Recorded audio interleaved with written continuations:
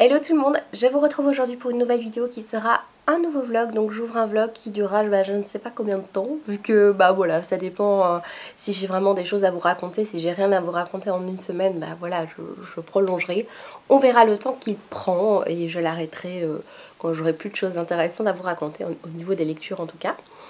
Donc aujourd'hui nous sommes en juin, nous sommes le jeudi 6 juin et qu'est-ce que j'ai à vous raconter? Je viens de terminer un livre et ça faisait un moment, donc je suis contente de pouvoir vous en parler plutôt en direct. Donc je vais vous parler de ma lecture. J'ai un long week-end ici de 3 jours, alors même s'il est assez rempli avec plusieurs activités, je vais quand même tâcher de lire un petit peu. Et la semaine prochaine, mercredi, je pars à Paris pour 4 jours. Et donc je vais aller au salon du livre de Saint-Maur en poche. Donc je vais certainement acheter des livres. Voilà, j'aurai certainement des choses à vous raconter. Et on verra le temps que dure le vlog. Je l'arrêterai à la fin du salon. On verra. On verra tout simplement. Donc j'ai un livre dont je dois vous parler. Ça faisait un moment que j'avais pu terminer de lire. C'était très compliqué pour moi, je vous ai dit au mois de juin, au mois de mai, j'ai fait une publication, enfin je vais la faire mais au moment où vous voyez le vlog, vous aurez vu ma publication Instagram où je vous fais mon bilan du mois de mai qui est très pauvre au niveau des lectures, j'ai pas beaucoup lu. J'ai des longs moments en ce moment où justement je ne lis pas beaucoup et du coup je me réfugie plutôt dans les séries. Et c'est des moments, même si j'aime beaucoup regarder des séries, c'est vrai que je me sens un peu frustrée au niveau de la lecture. Et du coup, ça a été un plaisir de dévorer un livre aujourd'hui que j'ai commencé il y a très peu de temps. Et vraiment, j'ai passé 2-3 heures là à terminer ce livre alors que j'avais plein d'autres choses à faire. Et donc, je viens vous en parler. Il s'agit de La vie dont nous rêvions de Michel Sachs. Alors moi, c'est vraiment le sujet qui m'a intriguée, qui a fait que je l'ai acheté. En fait, ça parle de femmes qui ont accouché. Et qui, ça parle d'une femme particulièrement qui a du mal avec son enfant, elle a du mal à ressentir de l'amour et elle a du mal à bien s'en occuper. Voilà. Dès le début, on voit tout de suite le problème qu'il y a et chez la femme et chez l'homme. Mais moi, ce qui m'a vraiment rebuté, alors pas dans l'histoire, mais vraiment le personnage en lui-même est vraiment bien fait, c'est le personnage masculin. Extrêmement macho. J'étais mal à l'aise en lisant cette lecture, je me disais à tout instant est-ce que je vais continuer, je n'arrive pas à supporter ce type, c'est insupportable parce que c'est très réaliste en fait. Et ce type, voilà, il emmène sa femme et leur bébé vivre en Suède et il change un peu leur vie, mais tu sens que cette femme n'est pas heureuse et il dit des choses qui sont pour moi problématiques. Il dit, je sais pas comment expliquer, mais il est très heureux que sa femme soit à la maison et qu'elle ne travaille pas. Et elle, tu sens qu'elle n'est pas heureuse, mais qu'elle va jamais dire à son mari. Ça, c'est le genre de choses que j'ai beaucoup du mal à voir. Parce que je sais, c'est ça qui est très dur, que ça existe. Et les phrases que sort cet homme, rien que d'y penser, j'ai mal au ventre. Je sais que ça existe, qu'il y a des femmes comme ça, et qu'il y a surtout des hommes comme ça. Et pour moi, dans le livre, la personne problématique dans une grande partie du roman, c'était l'homme, plus que la femme. Vous allez me trouver folle, hein, peut-être, mais vraiment, dans le roman... une grande partie du roman, c'est l'homme qui m'a posé problème, qui m'a... Et c'était très dur pour moi de lire ça. Je vous en parle pas beaucoup plus parce qu'il y a quand même un petit côté thriller et du coup un petit côté suspense. Et donc je vous dis pas évidemment tout ce qui se passe. Mais non, c'est dans ce couple qui a l'air heureux, mais on voit tout de suite qu'ils sont pas heureux. Il y a une femme qui va arriver, qui est l'amie de toujours de notre héroïne. Et elle va arriver et elle va voir avec un regard extérieur ce qui se passe. Et là, je me suis sentie un petit peu mieux, bizarrement. Hein. Je me suis sentie un petit peu mieux parce que je me suis dit, voilà, c'est ça dont j'avais besoin. J'avais besoin que quelqu'un se rende compte de la situation. Alors, je vous dis pas si c'est le cas, mais le moment où le personnage arrive, où on a un autre point de vue, je me suis sentie un peu soulagée d'un poids. Je me suis sentie mieux. Je me suis dit, ah, il y a peut-être quelqu'un qui va voir qu'il y a un problème. Je vous dis pas ce qui se passe après, il se passe pas énormément de choses, mais il s'en passe quand même, je trouve. Je n'ai pas aimé une partie de la fin. Je m'y attendais parce que je sais que Séverine avait été très déçue par cette fin. Moi j'ai été un peu déçue, peut-être pas déçue, mais j'ai été un petit peu détachée du côté réel de l'histoire. Pendant tout un moment il y avait un fort réalisme et il se passe quelque chose et à partir de là ça devient très comment on dit ça, ça devient très cliché et ça devient très exagéré en fait. À partir d'un petit événement en fait, même pas un gros événement, un petit événement, tu te dis ouais d'accord, ok. Et il se passe plein de choses avec des petits retournements de situation qui pourraient être intéressants, c'est juste que c'était vraiment too much. Alors ça ne me dérange pas parfois de lire des livres un petit peu too much, mais ici on avait quand même cette ambiance très crédible, très réaliste qui justement me mettait très mal à l'aise. Et à partir du moment où il se passe des choses plus du tout crédibles, bah moi je perds un petit peu le fil de l'histoire. Voilà, moi je trouve ça dommage. Alors il y a des livres dès le début, tu sais, bah voilà, tu es conscient d'être dans un roman, tu es conscient qu'il y a des trucs exagérés, tout ça. Et ici, le début était vraiment très bien. Et moi ce qui m'a dérangé, c'est ce clivage entre ces deux, pas les deux moitiés, mais entre deux parties du roman. Je me dis, bah non, là on est dans un autre roman, c'est plus la même chose, il y a plus ce côté réaliste et surtout la fin, voilà. Voilà, maintenant je vais vous laisser parce que je devais coudre pour une petite commande. Donc je vais faire ça maintenant. Je ne sais pas si je vais lire aujourd'hui, donc je ne sais pas si je vous reprends aujourd'hui. Demain, on est vendredi. En général, le vendredi, je fais un petit tour en librairie. Hello, hello, je vous retrouve un petit peu plus tard. On est vendredi soir et je reviens de ma journée de travail. Enfin, n'importe quoi. Je reviens de ma matinée de travail. J'ai été faire du shopping en ville et puis j'ai été donner encore un cours. Et là, je suis de retour. Je suis allée chez Évasion et j'ai trouvé de bonnes raisons de mourir de Morgane Audic, un truc très trash, un cadavre mutilé. Ils disent que c'est un thriller époustouflant dans une Ukraine disloquée où se mêlent conflits armés, effondrement économique et revendications écologiques. Je pense que ça pourrait bien me plaire. Je crois que j'en ai entendu parler sur la chaîne de Sèvres en même temps. Voilà, c'est un peu toujours le cas. Ici, comme c'est un livre qui est sorti il n'y a pas longtemps, il coûtait 12 €, mais je me dis que c'est déjà pas mal. Et là, je viens de voir que c'est un livre qui a été écrit, qui a été dédicacé pour Marc. Suivez-moi pour une balade noire dans une ville étrange où le temps s'est arrêté en 1986, bonne lecture Morgane. Et donc, oui, il a été dédicacé, c'est chouette. C'est dommage, monsieur, on a dédicacé votre livre et vous le revendez. Mais bon, le monsieur avait peut-être des problèmes d'argent ou alors peut-être qu'il a trouvé le livre archi nul, ce serait dommage. Mais il me tente bien quand même. Et j'ai été à la FNAC parce que j'avais un bon de 10 € et parce que voilà, je vais à la FNAC encore. Je vais pas que chez Filigrane, je vais aussi encore de temps en temps à la FNAC. Et donc, je me suis acheté Mouton, hashtag Mouton Forever, Warbreaker de Brandon Sanderson. C'est un roman de fantasy. C'est une bonne bricasse. J'avais envie de le trouver en grand format. J'avais un bon de 10 €. Je me suis dit, bah, ça m'aurait coûté le même prix que le poche. Mais je ne l'ai pas trouvé en grand format, du coup je l'ai pris en poche, tant pis. Il fait près de près de 1000 pages. Voilà, ça va être encore une grosse saga. Je crois que c'est Steph qui en a parlé il n'y a pas longtemps du tout et elle m'a super donné envie. Et j'ai pris un livre, Mouton pour toujours, là. C'est un essai publié chez French Pulp. C'est The Green River Killer Police Department. Donc c'est sur Stéphane Bourgoin. Non, c'est de Stéphane Bourgoin. Quelle horreur. J'ai cru que le tueur dont on parle, c'est Stéphane Bourgoin, alors que c'est le monsieur qui a écrit. Donc c'est un petit livre, en fait, qui parle de serial killers connus. Et donc c'est le deuxième, visiblement. Et voilà, il a interrogé des serial killers. Ça me fait un peu penser à la série Mindhunter. Je sais pas si c'est un quelconque rapport avec la série Mindhunter, parce que le monsieur, il ressemble à un des personnages dans Mindhunter, un des tueurs. Je viens vous parler de mon roman en cours qui est La femme sans ombre de Christine Ferré-Fleury, qui avait écrit un roman jeunesse que j'avais lu, je pense que je n'aurais pas tellement aimé.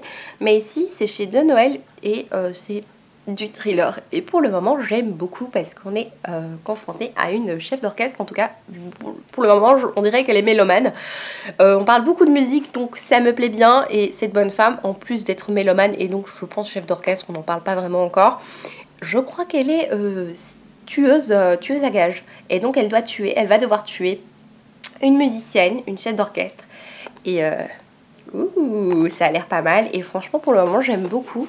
Et je suis que à la page 27, mais pour le moment, je m'amuse bien. Parce qu'en général, quand je prends un livre avec moi, que je choisis le matin et que je lis dans le métro, en général, j'ai du mal à rentrer dedans. Et là, je suis rentrée dedans tout de suite et je suis super contente. Voilà!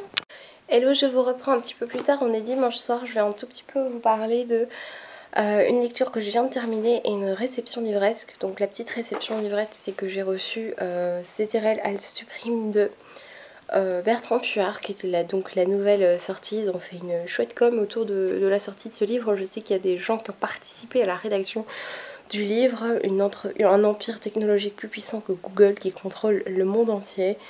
une entreprise secrète qui lutte contre l'influence de l'argent et les fake news, un adolescent solitaire et la fille d'un ministre un peu trop scrupuleux.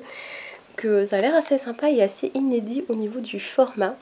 On va voir ce que ça donne et je viens vous parler de la lecture que je viens de terminer. Je suis super contente, j'ai encore terminé un livre.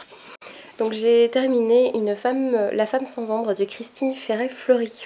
Alors, comment expliquer ça? On va suivre deux personnages. Donc on va suivre deux personnages. On va d'abord suivre le personnage d'une jeune femme qui est tueuse à gages et qui est mélomane, genre grosse fan de Richard Strauss et tout ça.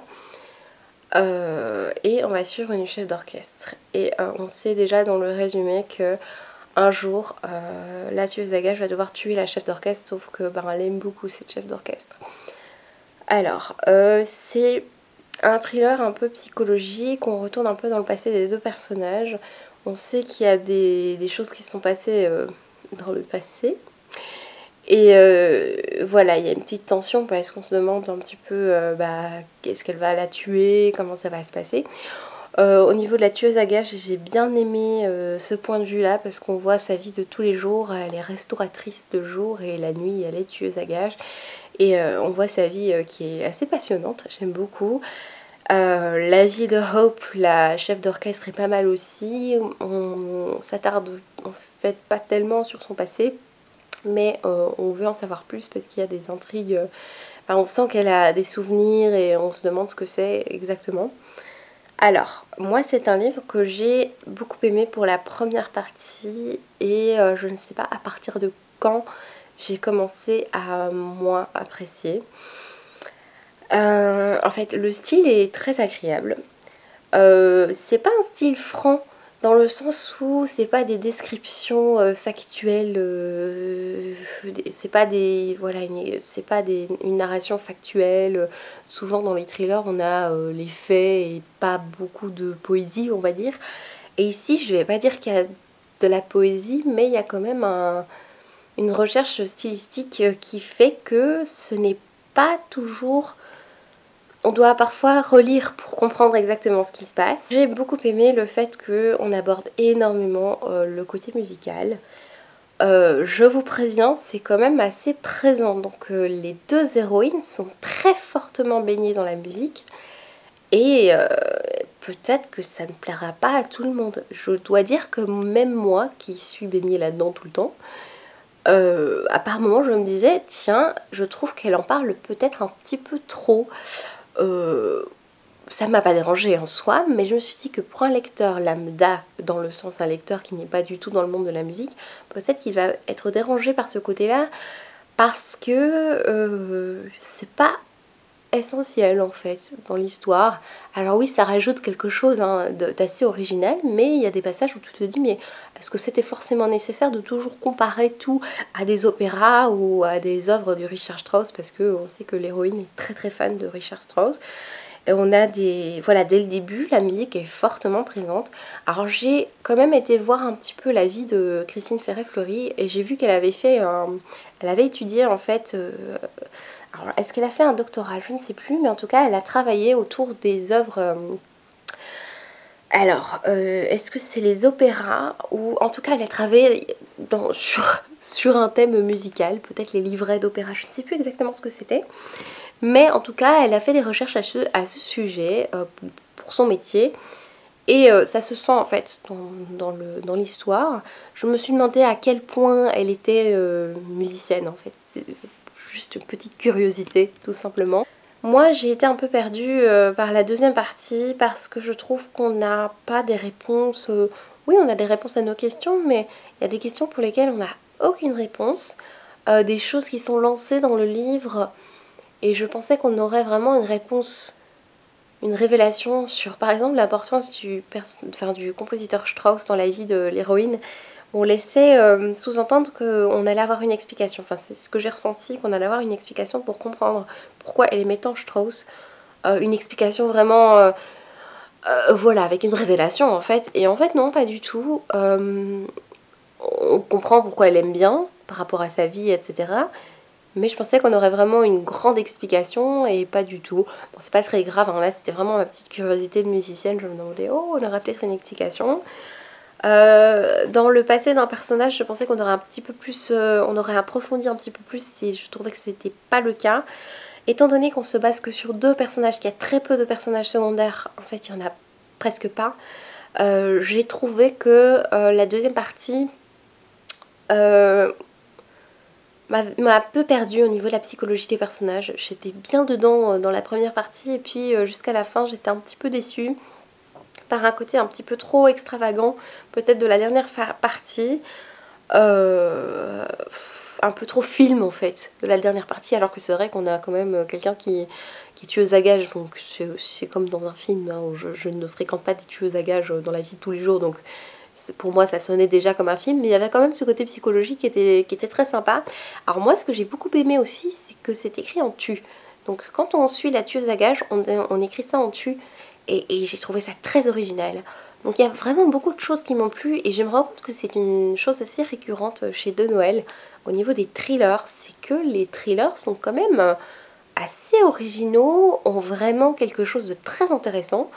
Je dis pas que c'est toujours des coups de cœur, ici ce sera vraiment pas un coup de cœur pour vraiment toute la dernière partie, mais c'est vrai qu'on a quelque chose d'original au niveau du style, vraiment intéressant, au niveau de la thématique qui change, au niveau de la narration, on tue. Je pensais qu'on aurait un petit peu plus d'explications pour le tu, mais là au niveau des lectures, je suis en train de lire Lucas de Franck Tillier, et je suis au tout début et j'accroche énormément parce que c'est Franck Tillier, voilà.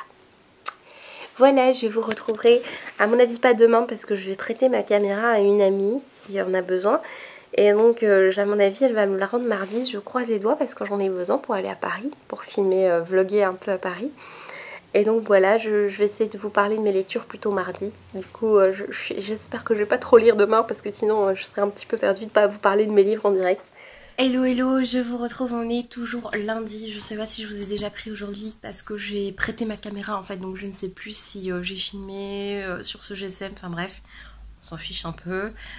J'ai repris ma lecture de Lucas de Franck Tillier, je suis à la page 32 et je kiffe intensément cette lecture.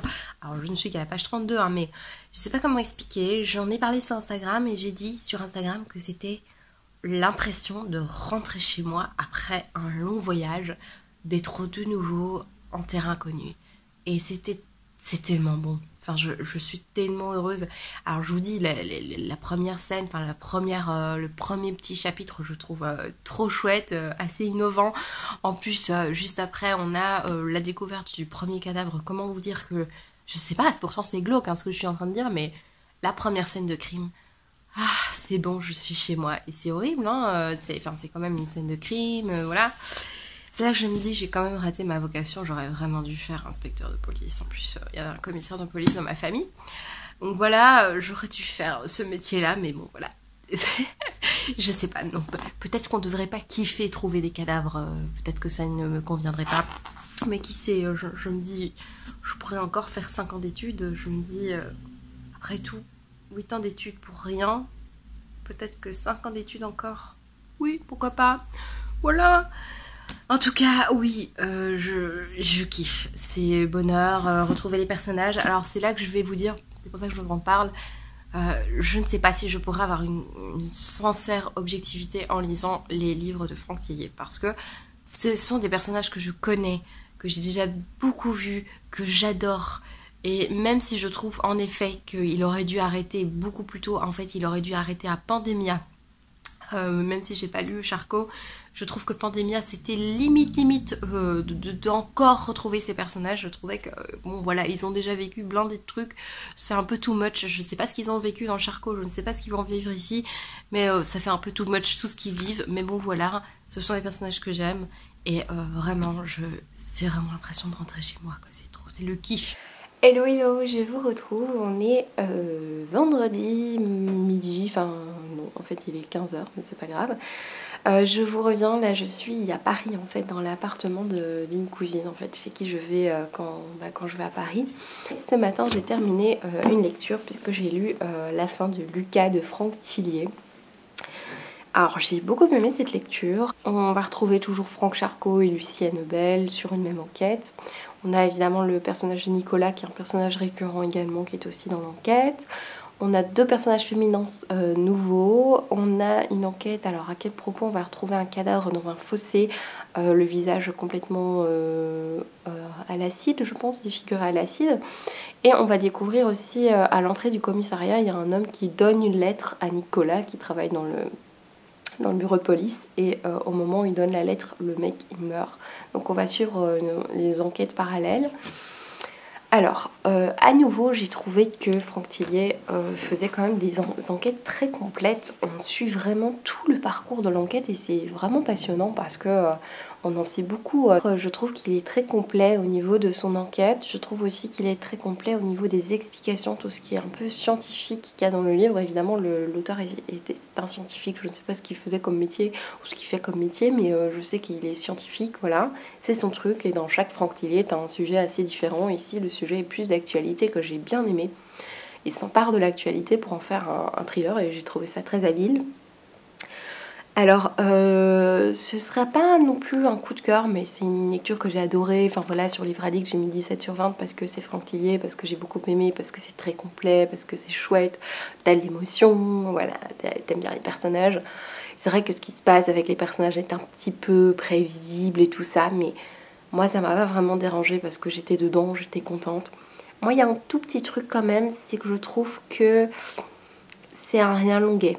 Celui-ci est un rien longuet parce qu'on chasse quelqu'un et je trouve qu'on a déjà pas mal de réponses ici à peu près. Il reste encore 200 pages et c'est vrai qu'il se passe toujours des choses, on ne s'ennuie pas, mais c'est vrai qu'à un certain moment je me suis dit bon, là il est vraiment temps que ça s'achève, même si ce qu'on découvre à chaque fois est intéressant, mais je trouve que ça faisait beaucoup et je trouve du coup qu'il y a certains éléments de l'enquête qui auraient pu être plutôt dans un autre thriller, dans une autre histoire, et là il a voulu mettre beaucoup et alors c'est vrai que son enquête est très complexe, hein, la résolution de l'enquête est hyper complexe en fait, c'est ça qui est chouette. C'est très bien travaillé.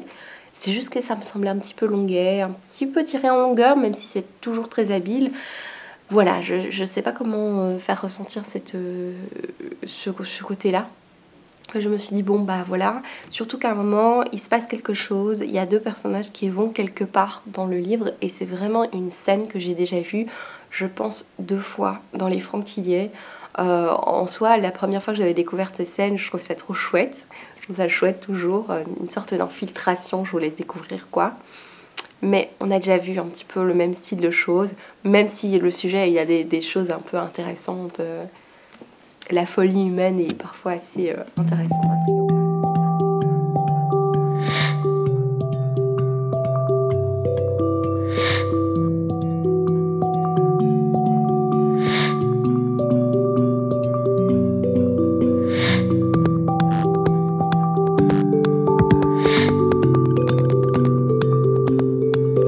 Je vous retrouve un petit peu plus tard, on est toujours à Paris et je viens vous parler un tout petit peu de ma journée d'hier puisque j'ai quelques petites choses que j'ai achetées que j'avais envie de vous montrer chez Gilbert Joseph.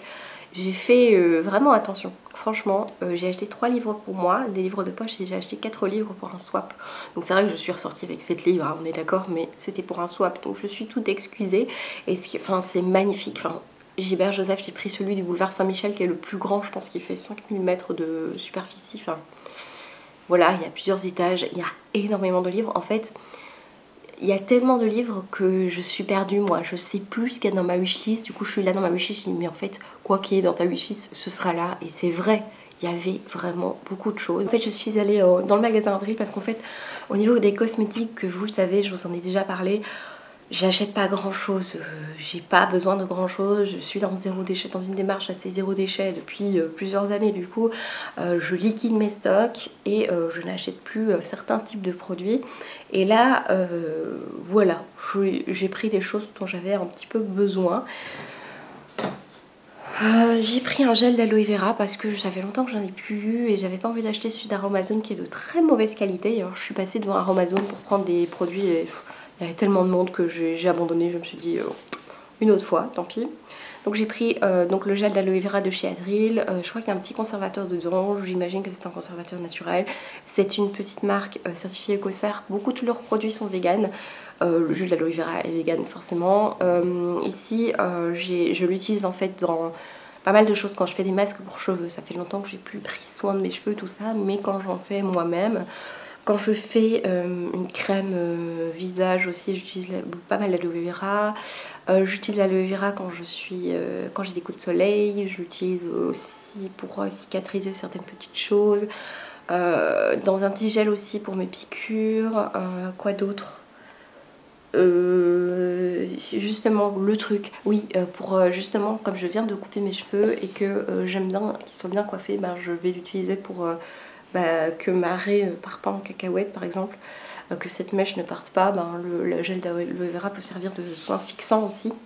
Donc voilà, comme ça je ne dois pas acheter un produit fixant pour les cheveux que je vais utiliser en 17 années. Donc voilà, ça peut être bien utile. Je peux même me faire mon gel fixant avec ce gel d'aloe vera.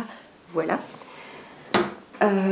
Toujours chez Avril, j'ai pris un produit que j'avais envie d'acheter depuis longtemps. En fait, il y a un petit magasin à Bruxelles qui vend la marque Avril. D'ailleurs, ils vendent de plus en plus la marque Avril. Mais je crois que c'est un peu plus cher en Belgique qu'en France. Du coup, je l'ai pris ici. C'est un masque pour cheveux. Alors, voilà, c'est un truc qu'on peut faire soi-même, les masques pour cheveux. J'en ai encore un à la maison. Donc, j'en avais a priori pas besoin. Mais ça fait longtemps que j'en entends parler en masque pré-lavage. Un masque au beurre de mangue qui nourrit, assouplit et démêle les cheveux. Enfin, démêle les cheveux, j'en ai plus trop besoin maintenant, mais voilà, ils disent après-shampoing. Moi, c'est vraiment pour pré-shampoing. Je crois, enfin, je suis presque certaine qu'il est vegan, sinon je ne l'aurais pas acheté. Voilà, voilà pour ce produit. Il sent bon à travers le flacon, je sens qu'il sent très très bon. Toujours au niveau des produits, alors là j'ai pris un truc dont j'avais pas forcément besoin parce que vous le savez, j'utilise des savons solides depuis voilà, depuis très longtemps. Je n'achète plus de gel douche. D'ailleurs, je le dis à tout le monde, s'il vous plaît, ne m'offrez plus jamais de gel douche. Et c'est vrai que ça fait longtemps qu'il n'y a plus de gel douche qui est rentré dans mon appartement, à part dans une box beauté, je pense qu'il y en a un qui est rentré. Et j'ai fait un petit craquage comme j'étais, voilà, je dors chez ma cousine. Je me suis dit, oh, ça va être chouette en fait, je vais utiliser un gel douche. Et j'ai voulu tester celui d'Avril. Du coup, j'ai pris un gros flacon, celui qui sent la poire, et ça sent très très bon. Alors c'est clair que c'est pas un craquage que je vais faire souvent, hein, des gels douche, parce que c'est pas du tout écolo, ça part super vite, c'est du plastique inutile. Alors j'imagine que si c'est du plastique spécial, quoique, flacon plastique, oui non, c'est un vrai plastique pas du tout biodégradable. De toute façon, même les plastiques biodégradables, ça pollue d'une certaine manière à la production, il me semble. Donc voilà, mais voilà, j'ai voulu tester un petit craquage pas du tout écolo, mais j'ai voulu tester. Ensuite, on passe au livre. On passe au livre. Je pense que ça sert à rien que je vous montre les livres que j'ai achetés pour le swap, tout simplement parce que c'est pas des livres que j'ai achetés pour moi. Voilà, que je n'ai pas, donc ça sert à rien, je vais pas les lire, ça sert à rien de vous en parler, mais toujours est-il que ce sont des Gallmeister poche, dont il y en a deux que j'ai déjà moi-même. Et voilà, sinon j'ai pris pour moi L'heure des fous de Nicolas Lebel, qui est un livre que j'ai eu envie de lire parce que ma copine Camille a parlé d'un livre de Nicolas Lebel en disant qu'il y avait beaucoup d'humour. C'est un thriller, une enquête policière avec beaucoup d'humour. Elle en a parlé en disant que c'était pas un premier tome, et du coup, voilà, c'est un inspecteur qu'on suit depuis un moment. Et du coup, moi j'ai pris le premier tome. La première fois qu'on suit cet inspecteur, ça se passe à Paris, un sans-abri poignardé sur une voie ferrée de la gare de Lyon. Voilà, ça se passe près de Noël. Visiblement, il y a pas mal d'humour, donc on va découvrir ça. J'ai pris Petit Mouton, Moloch de Thierry Jonquet, parce que quelqu'un en avait parlé sur le groupe Il est bien ce livre. Quelqu'un avait dit la phrase, je pense que Sève a craqué pour la même raison, la pire scène, la scène la plus glauque que j'ai lue dans un livre. Ok, mais en fait, donne-moi le titre et moi j'achète quoi, enfin c'est bon. Et c'est Moloch de Thierry Jonquet, qui a écrit Migale, que j'ai beaucoup aimé. Et j'ai acheté un autre truc des fous là de Thierry Jonquet, j'ai aussi craqué pour beaucoup de choses. Franchement, ouais, je suis faible. Hein. Donc c'est le troisième Thierry Jonquet là que j'ai. Voilà. Et j'ai craqué sur un livre dont j'ai jamais entendu parler, mais c'est le titre, enfin non, surtout le résumé qui m'a bien tenté. Ça s'appelle ADN de Yrsa Sigurdardóttir. Voilà. C'est traduit de l'islandais. Alors c'est un carnage sur un enfant, je pense. On vient de retrouver le corps d'Elisa, la tête entourée de grosses scotch et exécuté de la façon la plus sordide. Et sa fille de 7 ans a tout vu caché sous le lit et on a essayé de la faire parler. Roman addictif, glaçant, ça a l'air génial. Ça a l'air trop bien, enfin, franchement, voilà. Ben voilà, c'est tout. Je vais vous laisser là. Je vais peut-être prendre la caméra avec moi pour aller à Saint-Maur. Je vais partir là dans pas trop longtemps parce que l'heure avance en fait. Et donc je vais aller voir, je pense qu'il y aura Cédrina, je pense qu'il y aura Manon des Vibrations Littéraires, je pense qu'il y aura Steph de Pikiti. Donc j'ai trop hâte. Et il me semble Émilie aussi, une bookstagrammeuse. Voilà, j'ai trop hâte.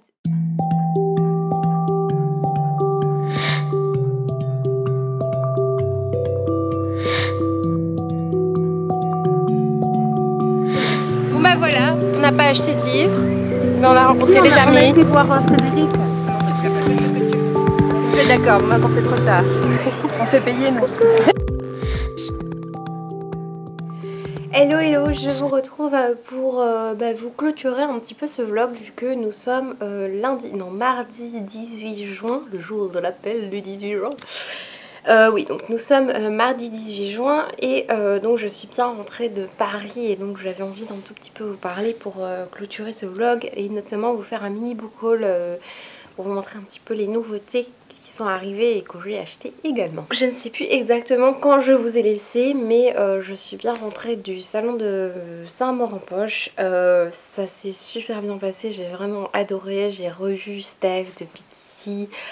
J'ai vu Manon de Vibrations Littéraires, j'ai rencontré Cédrina, voilà, j'ai rencontré des têtes connues aussi. C'était vraiment un chouette salon, c'était dehors, c'était assez petit mais avec vraiment toutes sortes de personnes un peu impressionnantes. Donc oui, c'était vraiment un salon que j'ai beaucoup aimé. Si je dois faire un peu récapituler tous les salons que j'ai fait, j'en ai pas fait tellement justement, je crois que c'est mon préféré parce qu'il y a ce côté un peu convivial justement du fait que ce soit dehors, que ce soit petit. J'ai un peu craqué quand même au niveau des livres, mais bon voilà, c'était prévu quand je vais en salon, je ne me retiens, enfin oui on se retient toujours un minimum mais je me retiens pas non plus, enfin le but du salon c'est quand même se faire plaisir et enfin je vais pas à des salons 10 fois par an donc je fais toujours celui de Bruxelles et peut-être un autre, donc ça fait 2 par an. Je trouve que moi je ne m'en veux absolument pas de dépenser des livres pour des livres. Quand je suis rentrée, je vous avoue que c'était un petit peu pénible parce que j'ai vraiment fait ça comme une cruche. Parce qu'en fait cette semaine, c'est vraiment ma plus grosse semaine je pense de l'année. Parce que c'est ma dernière semaine de cours normale, mais j'ai aussi des cours qui se rajoutent le soir. Puis des répétitions, les commandes et un concert vendredi. Donc c'est assez pénible la semaine là, voilà. Mais bon, je le savais, mais c'est vrai que prendre le bus à 17 h, donc rentrer plus ou moins à 22 h 30 chez moi, c'était peut-être pas le bon plan avant de commencer cette grosse semaine. Lundi, hier j'ai été explosée. Enfin, voilà. Aujourd'hui ça va un petit peu mieux, je crois que je reprends un petit peu le bain. Et quand je suis arrivée hier à la maison, en fait il y avait 2 colis qui étaient arrivés, je suis super contente. Alors le premier c'est chez Dupuis, je ne me souviens plus si je l'ai demandé ou pas. Il s'agit de Comme des bêtes, ça vient donc du film hein, Comme des bêtes de la bande dessinée. Je crois qu'il y a un tome 1-2 qui va sortir ou qui est sorti, je sais pas. C'est de Gaume et Lapus, je ne sais pas. Et en fait ce sont des sketchs qui sont pas forcément dans le film. Alors moi j'aime beaucoup les dessins, franchement j'ai commencé à les lire. C'est juste que je trouve que les gags ne sont pas très drôles en fait. Pour le moment je suis au tiers du livre et je trouve pas les gags fort drôles. Alors que je crois dans le petit dessin animé je trouve ça mignon et rigolo. Mais là je trouve pas ça drôle. Voilà, ou mon humour, j'ai un humour de merde aussi peut-être hein. Et quand j'ai vu que j'avais reçu ce livre là, je lui ai poussé un cri de joie et je l'ai commencé ce matin, aussitôt reçu, aussitôt commencé. Ce que je ne fais jamais hein, en soi, à part très rarement. Il s'agit des éditions Brajlon avec leur collection Big Bang à laquelle je suis partenaire, je pense, enfin je ne sais rien si on peut me qualifier partenaire. Et j'ai reçu ceci, les faucons de Ravera. Je suis au début pour le moment, j'aime beaucoup, mais j'ai lu 5 pages, donc forcément j'aime beaucoup. C'est de Melissa Caruso, c'est de la fantasy et je suis très contente. J'aime beaucoup le... Alors je sais pas si vous aurez le même format, mais c'est très mou. Je crois que ça sort dans quelques jours, peut-être le 19 juin, un truc comme ça. On est 18, donc voilà. Je vous dirai plus de détails à l'occasion. Donc voilà pour ce livre. Et donc forcément, je ne vous ai pas montré les livres que j'ai achetés à Montreuil. Donc je vais faire ça maintenant. Je vais vous montrer. Oh, je dis Montreuil à chaque fois, c'est Saint-Maur. Je vais vous montrer. Donc en fait, je n'ai pas encore ouvert ma valise. Voilà, je n'ai pas encore vidé ma valise, à part bien sûr le linge sale, hein, on s'entend, mais au niveau des livres, je n'ai pas encore vidé. On est mardi, hein, je suis rentrée dimanche soir, mais voilà. Et du coup, en fait, les livres dans mes valises, je les range dans des tote bags, et du coup, je ne sais pas qu'est-ce qui est quoi. Du coup, je vais tomber sur des livres et on va voir si je vous en ai parlé ou pas. Je tombe ici sur Ils étaient 5 de Sandrine Destombe. En effet, j'ai pris celui-là parce que je suis tombée dedans, bah oui. Je suis tombée, je suis passée devant. C'est celle qui a écrit Les jumeaux de Piolenc notamment. Et ici, en fait, c'est le résumé qui m'a intriguée. Un capitaine qui reçoit une vidéo d'une torture de quelqu'un, un capitaine de police, et il se demande pourquoi il reçoit cette vidéo, et donc il y aura une petite enquête. Ça a l'air sympa. Je n'ai pas entendu parler de celui-là, alors que d'autres oui. Ici je tombe sur un livre pour le swap. Je vais peut-être le cacher parce que si jamais je publie ça avant qu'elle reçoive le colis, ce serait dommage. Une vraie famille de Valentin Musso, je crois que c'est le frère de Guillaume Musso. J'espère que c'est meilleur que son frère parce que franchement, ce que j'ai lu de Guillaume Musso, ça ne m'a pas enchanté. Voilà, il paraît que c'est très bien, une vraie famille. Un livre conseillé vivement par Stéphanie de Piketty. Elle a pas arrêté de me parler d'un auteur en disant que c'était vachement bien, qu'il fallait absolument découvrir, et du coup moi j'ai pris le résumé qui me tentait le plus, et celui dont elle a parlé en vraiment bien, c'est Frédéric Couderc, Un été blanc et noir. C'est chez le livre de poche. Ça se passe au Cap en 1968, ségrégation raciale, mais je sais pas trop dans quoi je m'embarque, je vous avoue.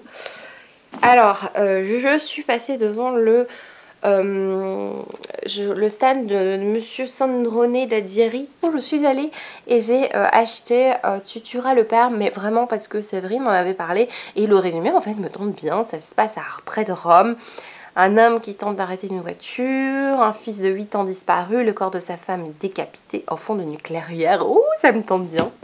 Je crois que le mot décapité me donne des réactions pas du tout normales, hein. Voilà, j'ai acheté, non ça c'est pour le swap, c'est bien Isabelle de faire du prix. J'ai acheté, oui, un livre grand format dont j'avais très envie, que je ne trouvais pas en Belgique. Partout où j'étais, je n'ai jamais trouvé, et là le monsieur était là. Les Conquérantes, tome 1, Les chaînes, donc c'est des histoires plutôt féministes en fait sur plusieurs générations. Et donc le monsieur était très gentil, et je crois qu'il y a 3 volumes de 3 générations de femmes. Donc ici c'est la première génération de 1890. Je sais qu'il est très bien, c'est Gérard Collard qui en avait parlé. En dernière minute j'ai acheté plein de livres, la file était archi longue, et j'ai craqué sur Dragon Noir. Alors j'étais intriguée par la couverture, du coup je l'ai pris. C'est de chez Critique, puis je l'ai retourné en lisant le résumé, je me suis dit ouh, ça a l'air sympa. Donc ça se passe à Paris, et ils disent que Marina n'aurait jamais dû accepter ce rendez-vous, et donc c'est une call girl qui débarque chez son client et elle découvre un cadavre. Qu'est-ce qu'on a ensuite? Ah, Les Marcheurs de Frédéric Mars. Ici il s'agit de un livre en fait écrit par Frédéric Mars, et moi j'ai découvert 3000 ans après, parce que je ne le savais pas, que Frédéric Mars était Momalo, et j'avais déjà vu passer plusieurs livres de Frédéric Mars, ça me tentait mais sans plus, voilà. Et quand j'ai appris que c'était Momalo, je me suis dit ouh, mais moi j'ai bien aimé Canaque. Le deuxième tome, je crois que c'est Canaque, que j'ai bien aimé moi ce livre, et du coup j'ai craqué. D'ailleurs Cédrina a acheté le même. Il s'agit donc des Marcheurs chez La Mécanique Générale. Ça se passe à Manhattan le 9 septembre, je ne sais pas quelle année en fait, on s'en fout du coup, ce soit le 9 septembre. Un gars qui reçoit une enveloppe anonyme et s'est même marché en direction du métro. Et la station explose. Ça a l'air sympa. Franchement, ça a l'air sympa. Ensuite, on a... celui-là, je vous en ai parlé, c'est le seconde main. Là, je vous en ai parlé là, il n'y a pas longtemps. Et on arrive du coup au dernier sac qui est là. Et dans le dernier sac, on a un seul livre. Voilà, chez Métropolitain, chez Métropolis plutôt. Voilà, ça a l'air assez sympa, c'est de nouveau assez trash, hein. Officier découvre le cadavre ravagé d'une prostituée. Donc voilà pour le petit gros book haul du salon. J'avais l'impression d'avoir acheté plus de livres parce que je me souviens d'avoir vraiment porté que c'était lourd, mais en fait c'est déjà pas mal, hein, on est d'accord. Je crois que j'en ai acheté 8, 1, 2, 3, 4, 5, 6, 7, 8, bah oui, du coup c'est bon. Voilà, un petit budget quand même, hein, on est d'accord. Mais voilà. Alors voilà, je vais clôturer le vlog. Je vous retrouverai dans une autre vidéo. Je vous parlerai du book haul, point lecture, tout ça. Merci d'avoir regardé cette vidéo jusqu'au bout. Je vous retrouve bientôt pour une prochaine vidéo.